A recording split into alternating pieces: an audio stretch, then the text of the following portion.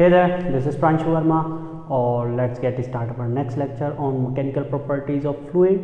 Okay, थोड़ी सी आवाज़ में इको होगा, लेकिन क्योंकि क्लास के अंदर हैं हम, ओके, सो थोड़ा सा इको हो सकता है। तो ठीक है, आज हमारा जो टॉपिक है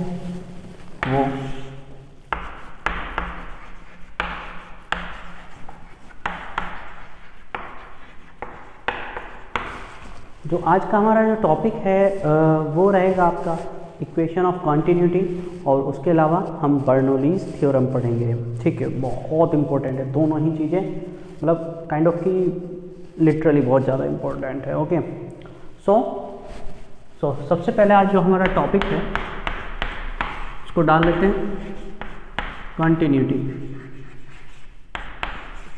इक्वेशन।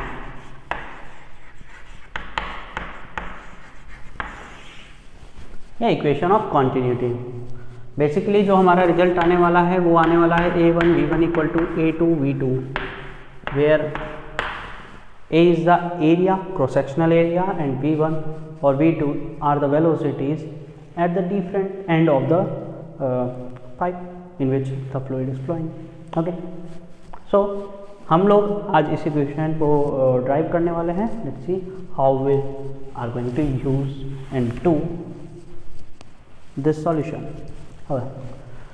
सो सबसे पहले हमारी कुछ कंसीडरेशंस रहेंगी, उसको देखो। पहले तो कुछ हमारे अजम्पशंस हैं, कुछ पोस्टुलेट्स हैं जो इस इक्वेशन के लिए ज़रूरी हैं। पहला है क्या, fluid should be N ideal fluid. Fluid कैसा होना चाहिए, fluid should be N ideal fluid. Okay, जो हमारा दूसरा पोस्टुलेट्स होगा वो होगा कि flow of fluid should be streamline flow.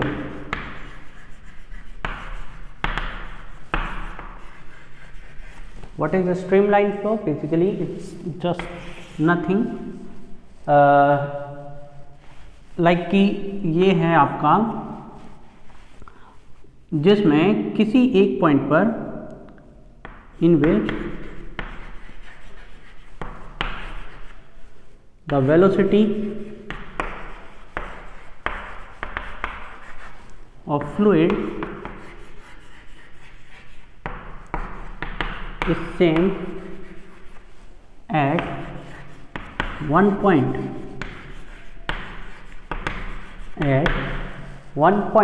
एक पॉइंट पे, मतलब जैसे कि ये पाइप है कोई, ओके, यहाँ पे मैं किसी एक पॉइंट ए की बात कर रहा हूँ। यदि इफ अभी यहाँ से फ्लूइड फ्लो कर रहा है, फ्लूइड बेसिकली अपन लोग वाटर से कंसिडरेशन ले लेते हैं यहाँ पे। ओके, तो वाटर यदि फ्लो कर रहा है एट t इक्वल टू 0 पे, मैंने देखा यहाँ पे कोई मॉलिक्यूल था जो v वेलोसिटी से मूव कर रहा था, किस पॉइंट A पर। ओके, मैंने कुछ समय बाद देखा, मतलब आफ्टर t टाइम देखा, ऑब्वियस ही बात है वो मॉलिक्यूल तो काफ़ी आगे जा चुका होगा, फ्लो कर रहा है ना, liquid is flowing. Okay, the water is flowing through the pipe. Okay, so वो मॉलिक्यूल रुका थोड़ी होगा, वो तो आगे बढ़ गया होगा, लेकिन यहाँ पे बेसिकली दूसरा मॉलिक्यूल था एंड आई सॉ हिम, मैंने उस मॉलिक्यूल को देखा, और what I get to know कि उसकी वेलोसिटी सेम थी।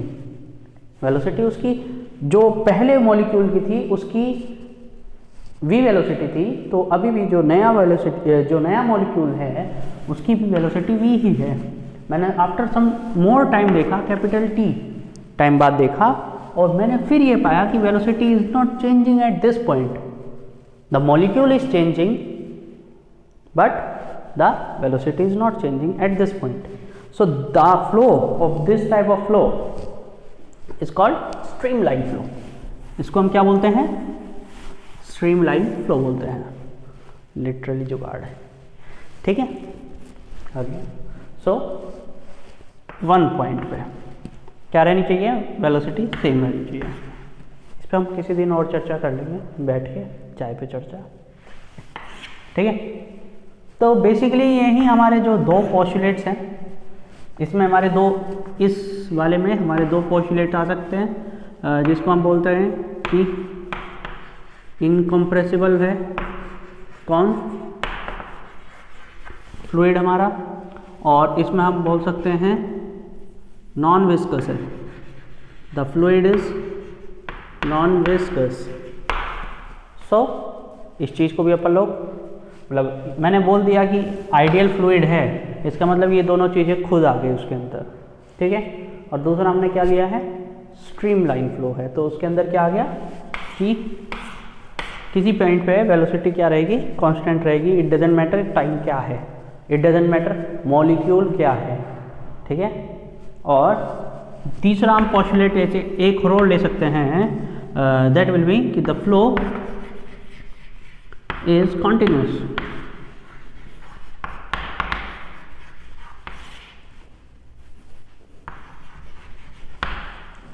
the flow is continuous। इसका मतलब ये है कि फ्लो चल रहा है और हम एक्सपेरिमेंट कर रहे हैं, फ्लो रोक के हम एक्सपेरिमेंट नहीं कर रहे हैं, ठीक है, क्लियर है। चलिए, तो ये पोस्टुलेट्स आपको समझ में आए, देन हम आगे बढ़ते हैं। ओके,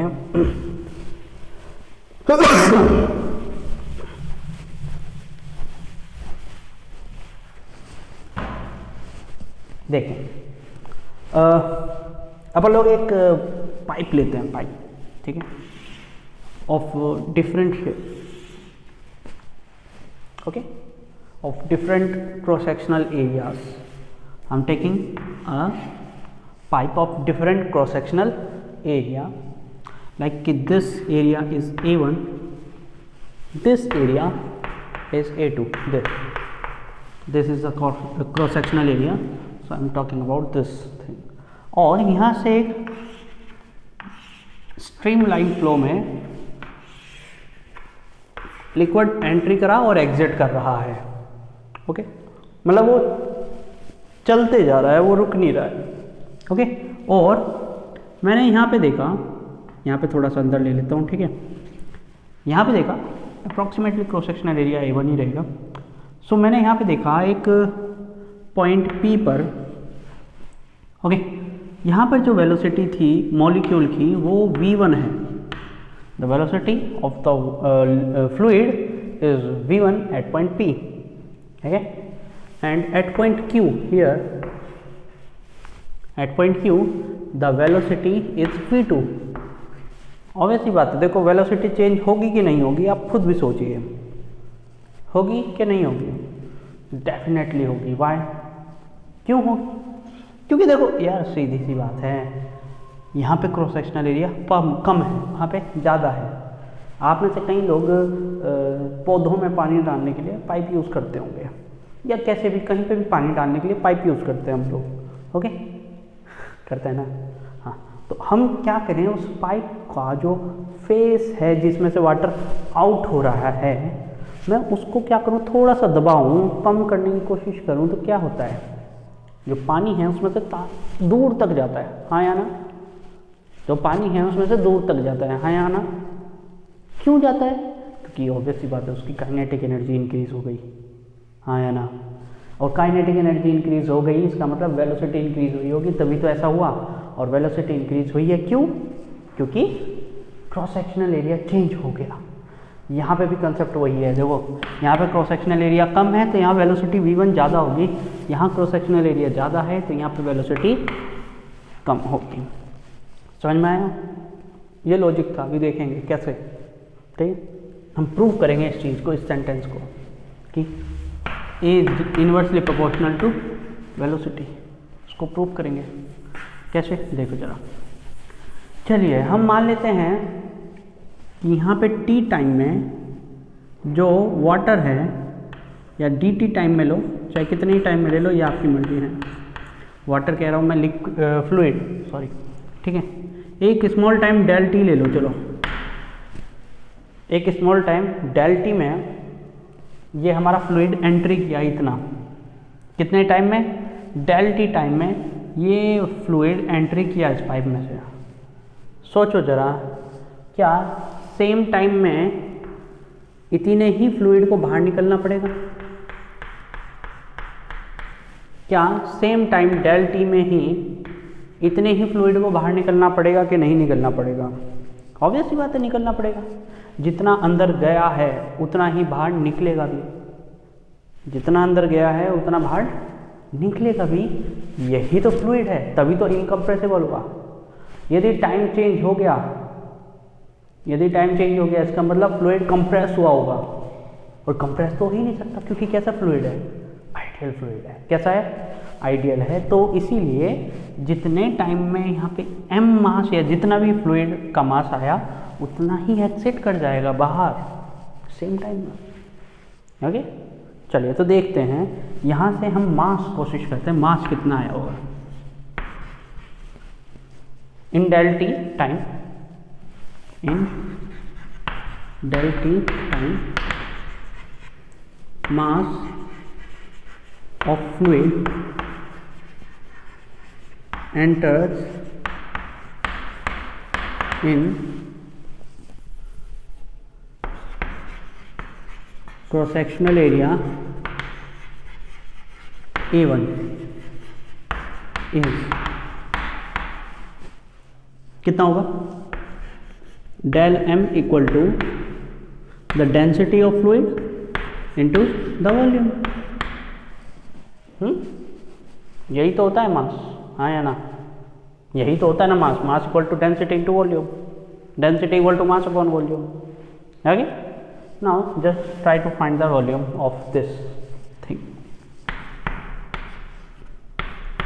वॉल्यूम का मतलब यहाँ पे होगा, देखो यहाँ पे कैसा दिख रहा है, ये शेप कैसी दिख रही है? एक सिलेंड्रिकल शेप सी दिख रही है क्या? ऐसा कुछ दिख रहा है? दिख रहा है कि नहीं? इसका क्रॉस सेक्शनल एरिया कितना दिख रहा है? A1। क्योंकि हम बहुत छोटी चीज़ ले रहे हैं, आपको थिकनेस काफ़ी दिख रही है लेकिन इतनी थिकनेस हम नहीं ले रहे हैं, बहुत छोटी सी थिकनेस ले रहे हैं। ओके, सो A1 ज़्यादा चेंज नहीं होगा, उसको हम नेग्लिजिबल मान सकते हैं। तो change in A1 is negligible, so we are taking like this a small cylinder of cross sectional area A1। Okay, दूसरा हम क्या करेंगे? इसकी length. This is the problem, this is a problem for us, not so big deal. As इतने छोटे से length में क्या वेलोसिटी चेंज हो पाएगी? If the area is constant that means the velocity is constant, हाँ या ना? Velocity is approximately constant. So from the first equation of motion we can say, sorry second equation of motion, ठीक है, we can say कि the displacement will be equal to velocity into time। is it clear to you? is it clear to you? so let me put this value here। so volume क्या हो जाएगी?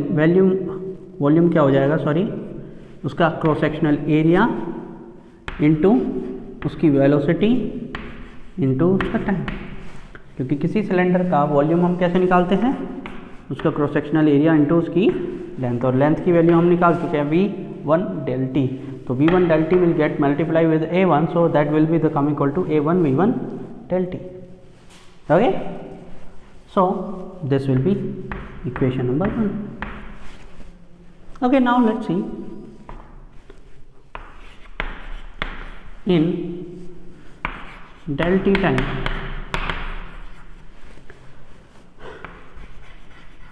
mass come out from the second end of the pipe is, वो कितना होगा? चलिए इसको M1 ले लेता हूँ क्योंकि थोड़ा समय, M2। ओके, M2 कितना हो जाएगा? Density into volume. वॉल्यूम कितना होगा? यहाँ पे भी देखो जरा, यहाँ पे भी तो ऐसे ही सिलेंडर से दिख रहा है, थोड़ा बड़ा सिलेंडर है, लेंथ कम है। यहाँ पे x2 लेंथ है, A2 एरिया है, x2 कितना हो जाएगा? सेम।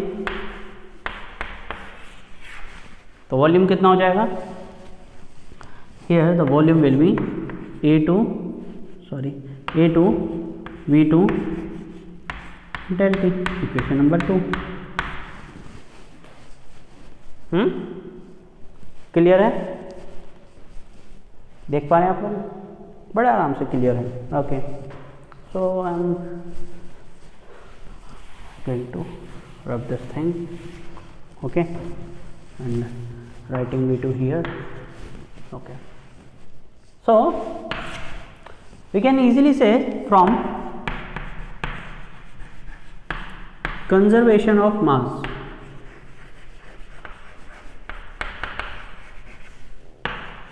अभी आप में से कई लोग बोल रहे होंगे मेरे को कि ये कहाँ से आ गया, कंजर्वेशन ऑफ मास कहाँ से आ गया सर, ऐसा तो कुछ नहीं पढ़ाया आप लोगों ने।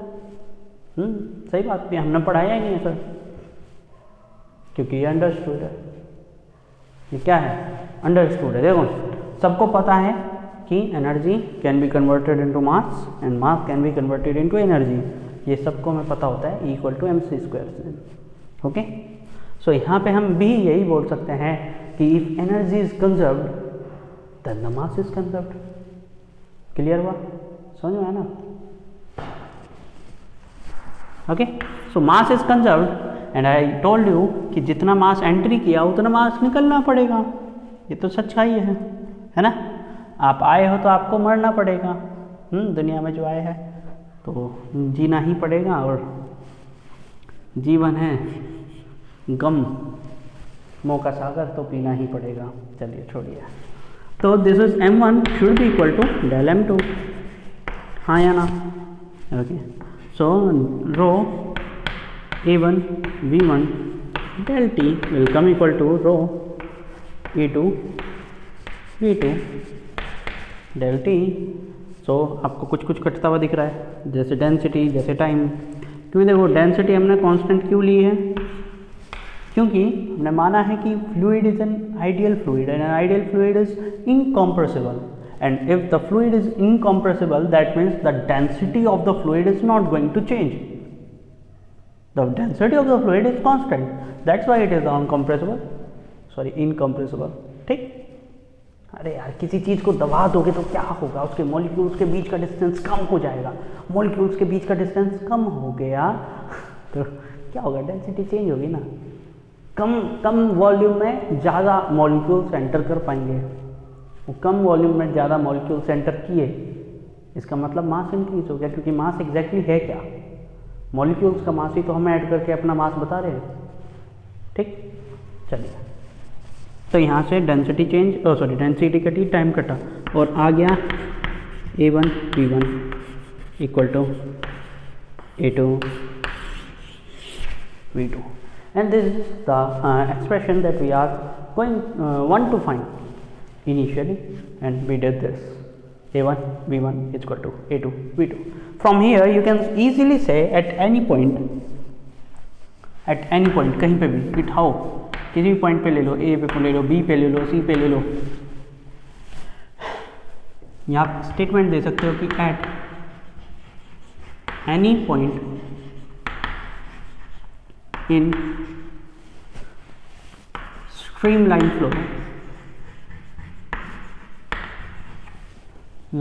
flow of आइडियल फ्लूइड के लिए स्ट्रीमलाइन फ्लो में किसी भी पॉइंट पे the multiplication of area at this point, मतलब यदि मैं इसकी बात कर रहा हूँ तो इस एरिया को लूँगा मैं, ये यदि C की बात कर रहा हूँ तो मैं इस एरिया को लूँगा, यदि B की बात कर रहा हूँ तो मैं इस एरिया को लूँगा, और वेलोसिटी मतलब जो यहाँ पे वेलोसिटी होगी VA, VC, VB, इन दोनों का मल्टीप्लिकेशन क्या होगा? कांस्टेंट होगा। कितना होगा? कांस्टेंट। सो आप लोग इस स्टेटमेंट से ये भी बोल सकते हैं, मुझे कुछ मिटाना पड़ेगा, फिगर बना ले होगे आपने। From this statement you can easily say और लगा के, और A is inversely proportional to B, A is inversely proportional to V। समझ में आया क्या? It was an easy expression, ये ईजी था। उतारिए इसको, इसके बाद हम करते हैं बर्नौली। क्या करते हैं? बर्नौली। क्लियर है? हटा दूं? चलो,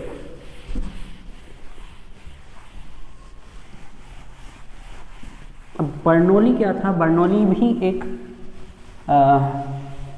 एक्सपेरिमेंट करने वाला बंदा था, ठीक है।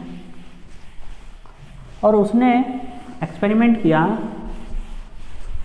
फ्लोइंग लिक्विड्स पे या फ्लोइंग फ्लूइड पे, ठीक है। बेसिकली फ्लूइड का नाम फ्लूइड क्यों दिया, बिकॉज इट कैन फ्लो। और अभी तक हमने फ्लो की बात ही नहीं की, हमने स्टेशनरी फ्लूइड की बात की।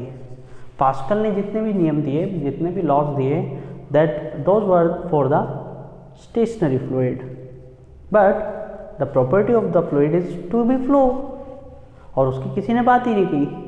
और उसके लिए आया बर्नौली। बर्नौली क्या बोला बर्नौली ने, ठीक है, बर्नौलीज थ्योरम या बर्नौली इक्वेशन। ही सेड कि कोई भी लिक्विड यदि फ्लो कर रहा है, थोड़ा सा छोटा बना रहा हूँ, ओके।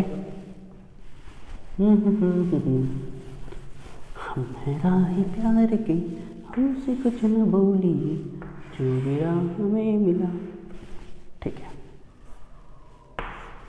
हम उसी के हो लिए, ठीक, ओके। सो ही सेड कि भाई कोई भी ऐसे पाइप पड़ा हुआ है जिसमें से फ्लूइड फ्लो कर रहा है, जिसके एक एंड का जो हाइट है बेस से h1 है, दूसरे का h2 हाइट है। एक का क्रॉस सेक्शनल एरिया A1 है, दूसरे का क्रॉस सेक्शनल एरिया A2 है। एक तरफ जो वाटर की स्पीड है, सॉरी फ्लूइड की स्पीड है वो V1 है, दूसरी तरफ जो स्पीड है वो V2 है, ओके ओके। और फ्लूइड जो है वो फ्लो कर रहा है। सो अब फ्लूइड कौन सा है, आइडियल फ्लूइड। कौन सा फ्लूइड है, so the postulates in Bernoulli is exactly same as the postulates were in continuity equation, okay. So वो डिफरेंट नहीं है, कुछ बस चीज़ें इसने ली हैं। क्या है, मैं सबका एक्सप्रेशन लिख दे रहा हूँ, नाम लिख दे रहा हूँ, आप थ्योरी अच्छे से बना सकते हैं, okay. A1 sorry cross sectional area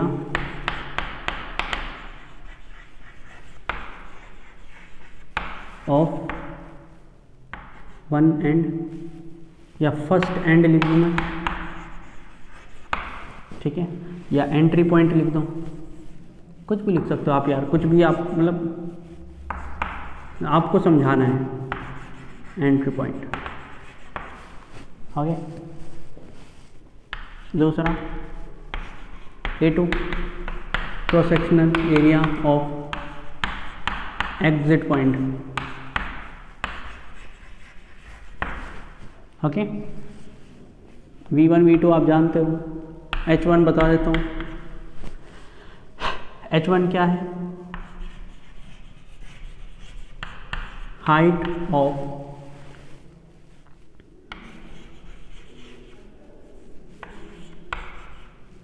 entry point, ठीक है। और H2 क्या है, हाइट ऑफ एग्जिट पॉइंट। चौक ज़्यादा ही छोटी हो गई है ना, एग्जिट पॉइंट, ओके। सो बर्नौली सेड कि भाई यहाँ पे काम नहीं चलेगा आपका पास्कल से। क्यों, क्योंकि पास्कल जो है ना केवल और केवल एक ही टाइम की बात करता है। वो किसकी बात करता है, वो बात करता है आपकी ग्रेविटेशनल पोटेंशियल एनर्जी पे। लेकिन यहाँ पे ग्रेविटेशनल पोटेंशियल एनर्जी के अलावा काइनेटिक एनर्जी भी है। फ्लूइड इज फ्लोइंग, तो काइनेटिक एनर्जी भी है यहाँ पे, और काइनेटिक एनर्जी के साथ साथ पोटेंशियल एनर्जी भी है। और यदि दोनों हैं और दोनों में चेंज भी हो रहा है तो कुछ ना कुछ वर्क डन भी है ना, सब है यार, सब है। तो उसी चीज़ को हमारे बर्नौली ने चेक किया और कुछ इक्वेशन दे दी। इक्वेशन देने के बाद मैं आपको समझाता हूँ कि उसमें क्या क्या और चीज़ें भी हैं, ओके। सो पहले उसने क्या किया, पहले उसने वही काम किया जो हमने पहले किया था। पी ले लिया, पॉइंट क्यू ले लिया, ठीक है। आफ्टर सम टाइम ऑब्वियस सी बात है यहाँ वाला मॉलिक्यूल पी डैश पे पहुँच गया होगा, और इसको क्यू डैश ले ले रहा हूँ, थोड़ा सा पीछे ले लेता हूँ क्यू को, ठीक है। आफ्टर सम टाइम, इन सम टाइम, ठीक है, हमने ये एंटर किया हमारा फ्लूइड जो पी पे था और इधर क्यू पे था। आफ्टर सम टाइम वो पी डैश और क्यू डैश पे पहुंच गया, ऐसे। ये है ना, ये थोड़ा सा आगे बढ़ गया, ऐसे हो गया। ये पी, ये क्यू है पूरा एक टर्म, और ये पी डैश क्यू डैश, ये आगे हो गया। ओके, चलिए समझ में आ गया आपको। ओके, सुनाओ, यदि ऐसा कुछ हुआ है तो ज़रा सोच के देखो। यहाँ से कुछ प्रेशर लग रहा होगा इस पर। Let's see the pressure at this point is P1, okay. और ये प्रेशर क्या कर रहा है, इसको आगे की तरफ बढ़ा रहा है। ये प्रेशर किस तरफ लगा रहा है, फोर्स इस तरफ लगा रहा है, इस तरफ, हाँ या ना? बहुत बढ़िया। ओके, मान लो कि इस प्रेशर ने इसको इतना आगे बढ़ा दिया, कितना, x आगे बढ़ा दिया, कितना x, कितने टाइम में, डेल टी टाइम में। Okay, let P1 pressure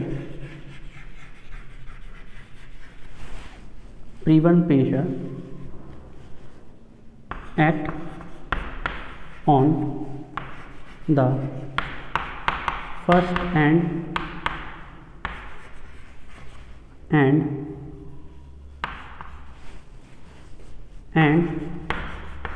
P2 is at second end of the pipe,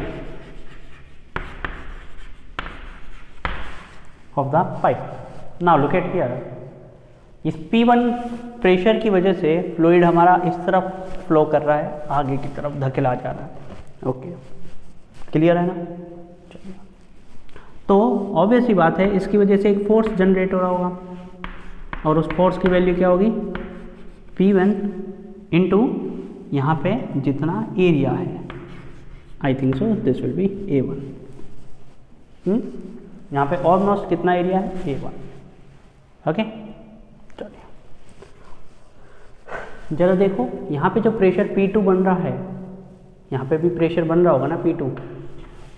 ये प्रेशर क्या कर रहा है, इस वाटर को नीचे की तरफ धकेल रहा होगा। सोच के देखो जरा, यहाँ पे इस सिचुएशन में सोचो, यहाँ पे ये प्रेशर यहाँ पे जो बन रहा होगा वो P2,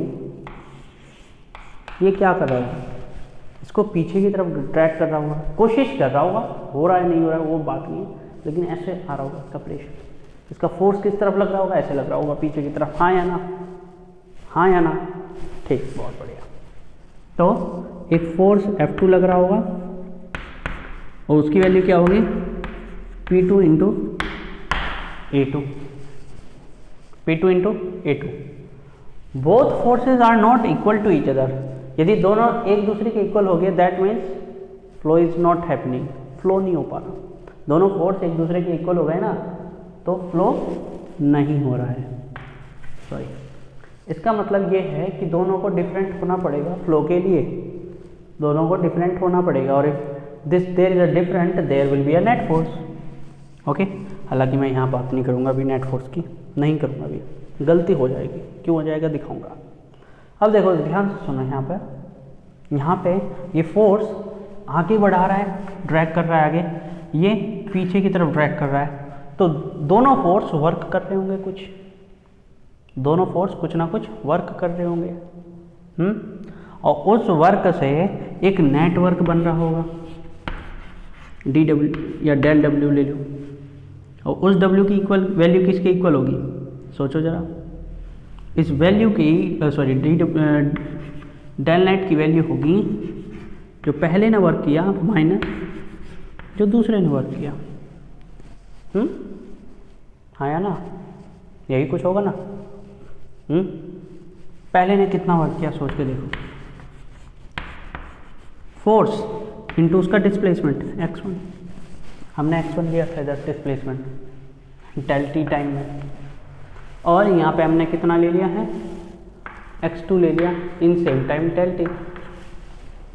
ओके, सो f1 माइनस x1 और इधर क्या हो गया f2 माइनस x2। अब f1 की वैल्यू p1 a1, x1 की वैल्यू क्या होगी, if velocity is v1 and time is del t, तो value of x1 will be exactly same जैसा हमने पिछले कंटिन्यूटी इक्वेशन में किया था।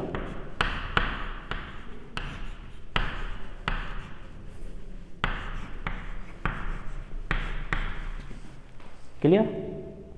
ओके, हाँ जरा यहाँ पे जरा ध्यान से देखो आप, तो a1 v1 del t ये क्या है, a1 v1 del t ये क्या है, दिस इज द वॉल्यूम, याद करो दिस इज द वॉल्यूम, हाँ या ना। और वॉल्यूम को आप क्या बोल सकते हो, वॉल्यूम का आप क्या बोल सकते हो, मास पर यूनिट डेंसिटी। ओके, और density is not density per unit mass, और ये दोनों आपको पता है कंटिन्यूटी इक्वेशन से इसकी वैल्यू और इसकी वैल्यू सेम आनी थी ना, तो ये हो जाएगा mass upon density, mass upon density. Okay, so you can take the common del m upon rho p1 minus p2 that will come equal to del w। ये किसने वर्क किया, प्रेशर ने वर्क किया, किसने वर्क किया, pressure ने। Okay, now मैं उसको क्लियर कर रहा हूँ। अब आगे देख लें कुछ, देखो जरा यहाँ पे एक वर्क डन, छोटा सा वर्क डन, पोटेंशियल एनर्जी भी तो कर रही होगी क्योंकि हाइट डिफरेंस है, एल्टीट्यूड में चेंज आ रहा है h1 और h2, तो उसकी वजह से एक चेंज आ रहा होगा पोटेंशियल एनर्जी में भी, और that work will be negative. आपको याद है ना कि W इक्वल टू होता है माइनस del u, याद है, so del u will be equal to minus W। तो चलिए वर्क डन भी निकालने की कोशिश करते हैं, किसकी वजह से, पोटेंशियल की वजह से। ओके, बेसिकली मैं del u की वैल्यू निकाल रहा हूँ यहाँ पे इसकी। Okay, so this will be like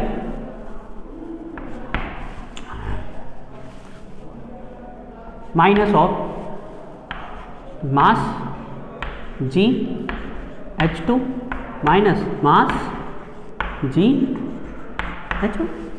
कितना सिंपल है, हाँ या ना, बहुत आसान है ना भाई।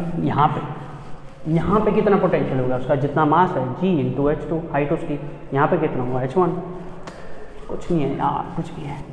माइनस की मल्टीप्लिकेशन कर दो, del m और g को कॉमन ले लो, तो यहाँ से आपको मिल जाएगा h1 minus h2। Now the total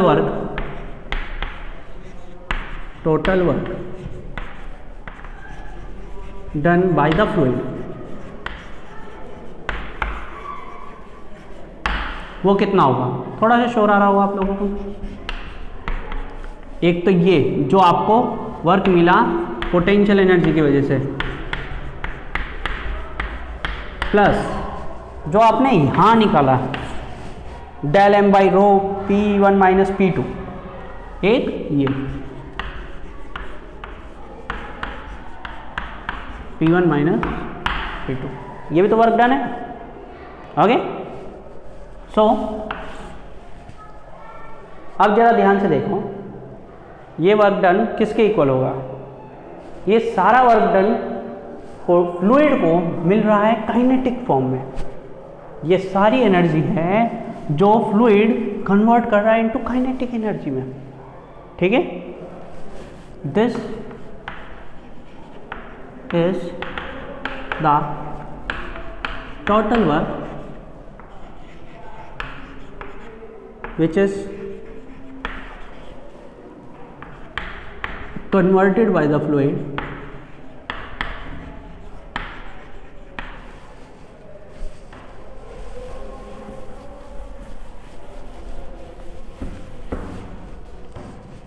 by the fluid into kinetic energy.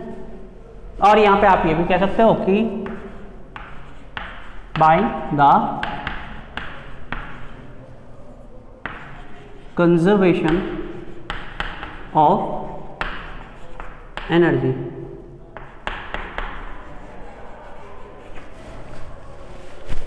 Conservation of energy से चेंज इन एनर्जी क्या रहता है, टोटल एनर्जी जीरो। इसका मतलब काइनेटिक एनर्जी में जो चेंज आएगा वो सीधा सीधा वर्क डन में कन्वर्ट हो जाएगा। तो टोटल वर्क डन आपका क्या हो जाएगा, चेंज इन काइनेटिक एनर्जी हो जाएगा। हाँ या ना, बहुत सही। बोला सर हम कुछ बोले भी नहीं, आप बोल दिए, बहुत सही। Del M G H1 minus H2 plus del M upon rho P1 minus P2, ये तो है हमारा वर्क डन। अब काइनेटिक एनर्जी कितनी होगी, उसके लिए तो कोई दिमाग लगाना कभी होता ही नहीं हमें, या होता है नहीं ना। चलिए बताइए, चेंज इन काइनेटिक एनर्जी क्या होगी, final kinetic energy minus initial kinetic energy. Final kinetic energy कितनी थी, आपने फिगर बनाई होगी। यहाँ पे V1, यहाँ पे V2, यहाँ पे डेल एम मास, यहाँ पे भी डेल एम मास। मास में चेंज नहीं है क्योंकि फ्लूइड कैसा है, इनकॉम्प्रेसिबल। ठीक है।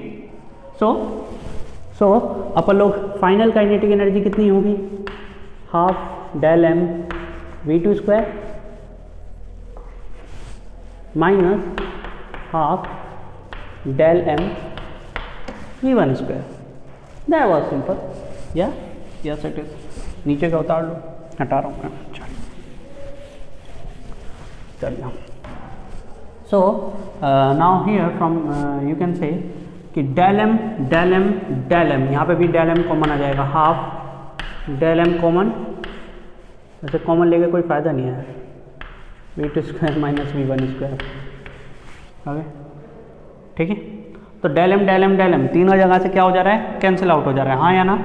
चलिए रो की भी मल्टीप्लिकेशन इधर भी और इधर कर दीजिए, तो रो यहाँ से कट जाएगा पूरी इक्वेशन में से। रो की भी मल्टीप्लिकेशन कर रहे हैं हम, ओके, और डेल एम को डिवाइड कर दे रहे हैं। तो रो जी H1 माइनस रो जी H2 प्लस, यहाँ पे रो हट गया क्योंकि मल्टीप्लिकेशन कर दिए, डेल एम हट गया, P1 माइनस P2 बचा इक्वल टू हाफ।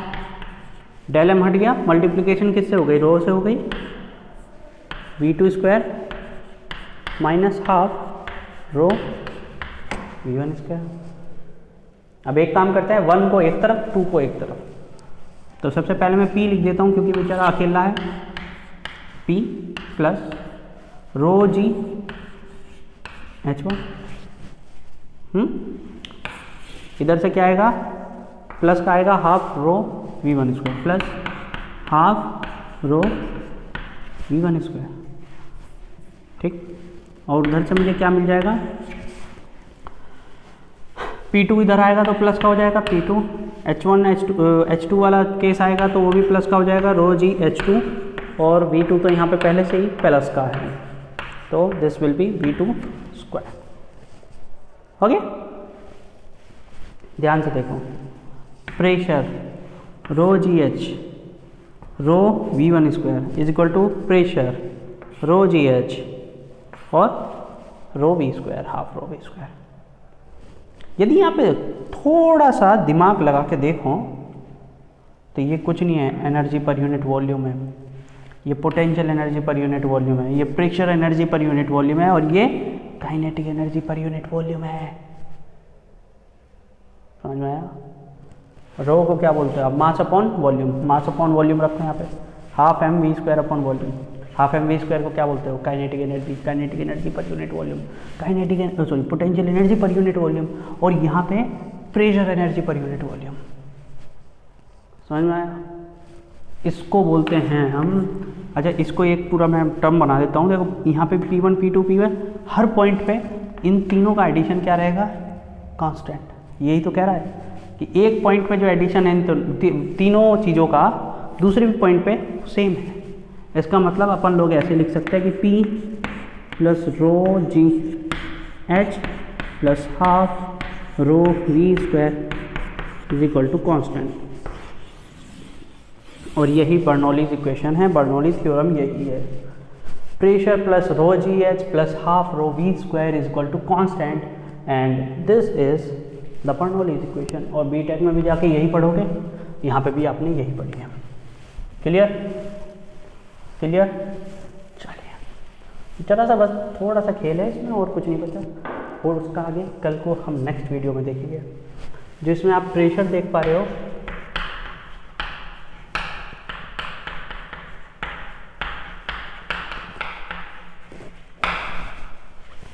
इसको बोलते हैं हम प्रेशर हेड। कहीं पे आपको लिखा मिल जाए तो you will get confuse, so मैं पहले ही आपकी कंफ्यूजन दूर कर रहा हूँ। This is called potential head. क्या? Potential head. And this is called, सही बात कही आपने, काइनेटिक हेड। Okay clear. और इसको अपन लोग क्या बोल सकते हैं? प्रेशर, यार शॉर्ट फॉर्म सोच रहा था मैं कुछ, एनर्जी पर यूनिट वॉल्यूम। ठीक है, ये क्या है? Potential head. इसका वॉल्यूम क्या है? Potential energy per unit volume. और इसका क्या है? Kinetic energy per unit volume. और इन तीनों का एडिशन क्या रहता है? कांस्टेंट। इन तीनों का एडिशन क्या रहता है? कांस्टेंट। तो ये सारी चीज़ थी और बहुत आसान था कि नहीं था? थोड़ा सा घुमावदार है, इसीलिए तो 12th क्लास में, 11th क्लास में है, इंटरमीडिएट में है और सेकंड बुक में है। मैं आपको बोलता हूँ फ्लूइड मैकेनिक्स आसान चैप्टर नहीं है, लेकिन सिस्टम ऑफ पार्टिकल और रोटेशनल मोशन से काफ़ी आसान है। इसलिए आप थोड़ी सी मेहनत करिए, इस टॉपिक पे अच्छे से पढ़िए। बुक है इसके ऊपर कई सारी, फ्लूइड मैकेनिक्स के ऊपर मैंने लगभग 3-4 बुक पढ़ी हैं, okay, throughout the BTech. So अपने को पता है क्या नहीं है। तो आप लोग बेहतर होगा अच्छे से पढ़ें, अच्छे से समझें, और कोई डाउट हो तो मेरे से व्हाट्सएप पे पूछ सकते हैं। आप लोगों के पास व्हाट्सएप नंबर है, और व्हाट्सएप नंबर नहीं है तो आप मेरे को इंस्टा पे जाके फॉलो करिए। सर फॉलोवर बढ़ा नहीं, ऐसा कुछ नहीं है, फॉलोवर बढ़ाना नहीं है, आप मेरे को डायरेक्ट मैसेज भी कर सकते हैं, कोई दिक्कत नहीं मेरे को, मैं मना नहीं करूँगा आप लोगों को। तो ठीक है, मिलते हैं नेक्स्ट लगाते हैं। Thank you everyone.